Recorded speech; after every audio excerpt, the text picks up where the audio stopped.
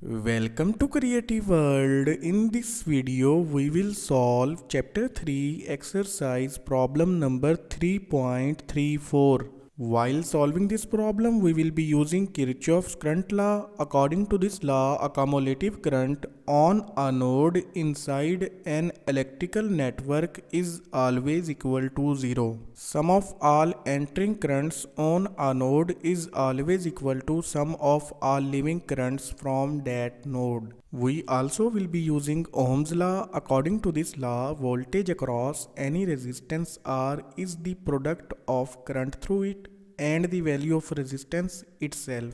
Now move towards the problem. Exercise problem number 3.34. Use nodal analysis to find the value of voltage V0 in given below figure. This is the circuit diagram of given problem. Inside this network, we have to find voltage across this 1 kilo ohm resistance labeled as V0 with this specific polarity. And we have to adopt nodal analysis technique. So without wasting time, let's proceed towards the solution of the network. We know that in order to apply nodal analysis on any network, we have to follow some steps. First step includes finding out the maximum number of node voltage equations that can be retrieved from that network. So using this equation, we can find out that figure. In this equation, n represents number of nodes exist in the network. In this case, there are 4 number of nodes, so 4 minus 1 will be equal to 3. So maximum 3 number of node voltage equations can be retrieved from this network. In next step, we have to label all unknown non-reference node voltage. We are considering this node as reference or ground node. Other non-reference node voltage are labeled as V0, V1 and V2. In next step, we have to assume all unknown branch currents along with their directions. We will start applying Kirchoff's current law on these non-reference nodes to find out their node voltage equations. We will start from here. On this node, 2 currents are entering, I1 and 2 milliampere, while only one current is leaving, that is I2. In next step, we have to replace these 2 currents with their respective equations. Current I1 will be equal to the potential difference of these 2 node voltage divided by the value of resistance. Here current I1 is flowing from node 2 to node 1, which is indicating that node 2 voltage is on higher potential than node 1. That's why we have taken the difference of these 2 nodes as 2V0 minus V1, and this difference divided by the value of resistance will be equal to I1. Here instead of V2, I have taken its value 2V0 because a voltage source is connected between this node and reference or ground node, and the positive terminal of this dependent voltage source is connected to this node. So whatever the value of this dependent voltage source will have, same value of voltage will be appearing on this node as well. That's why we have taken its value as 2V0 rather than V2. Similarly, current I2 will be equal to V1 minus V0 divided by 2 kilo ohm. Now, in order to omit all denominator values, we will multiply this equation on both sides with 2 kilo ohm. Product of 2 kilo ohm and 2 kilo ohm in these two denominator will cancel out with each other. Only nominator values will left.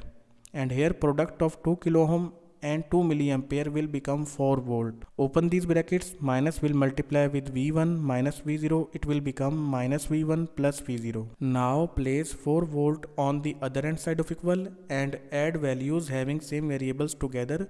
The equation will become 3V0 minus 2V1 equal to minus 4 volt. It is the first node voltage equation of this network.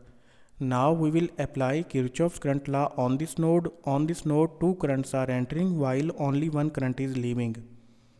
In next step, we have to replace these 3 currents with their respective equations. Current I3 will be equal to the potential difference of these 2 node voltage divided by the value of resistance 1 kilo ohm. Here again we have used 2V0 in place of V2.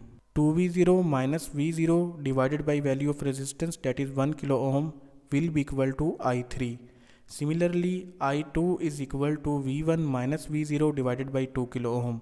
while I4 is equal to V0 divided by 1 kilo ohm. Now multiply this equation on both sides with 2 kilo ohm. Product of 2 kilo ohm and 1 kilo ohm in denominator will cancel out with each other, only 2 will left, and that 2 will multiply with 2V0 minus V0, it will become 2V0. Here sum of 2V0 minus V0 will become V0, and that V0 will multiply with 2, it will become 2V0. Here product of 2 kilo ohm will cancel out with 2 kilo ohm in denominator, only V1 minus V0 will left. Here also product of 2 kilo ohm will cancel out with 1 kilo ohm in denominator, only 2 will left, and that 2 will multiply with V0, it will become 2V0. Now add values having same variables together. The equation will become minus V0 plus V1 equal to 0.